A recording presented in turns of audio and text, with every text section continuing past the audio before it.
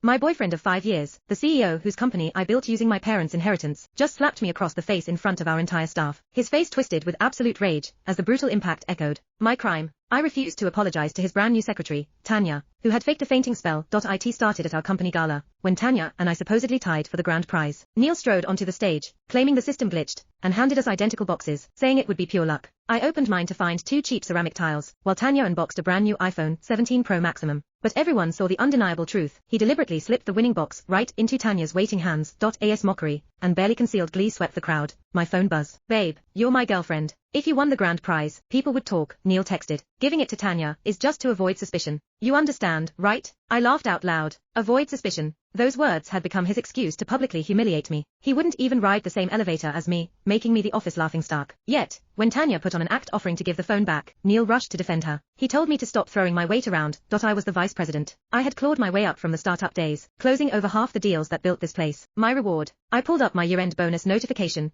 and shoved the screen in his face. The number glared back at us. Exactly $2.50. Meanwhile, Tanya, here for 90 days, got a $20,000 bonus. Neil barked that she deserved it, because she supposedly closed a $10 million deal. The irony was suffocating. That $10 million contract, I announced. I pulled 3 all-nighters drafting that proposal. I spent a month in grueling negotiations. Tanya's only contribution was stamping the paperwork. That deal came with a 10% commission, $1 million. I coldly demanded to know when she was paying me back. Tanya's eyes rolled back, crumpling toward the floor. Neil caught her, screaming I triggered her congenital heart condition. When I once collapsed, he refused to help me up to avoid suspicion, leaving me with a permanent scar. Now, he put on a sickening display of affection. He demanded I apologize. I refused. Furious, Neil formally stripped me of my VP title on the spot, screaming that tomorrow I would be scrubbing toilets. He cowardly whispered it was just for show.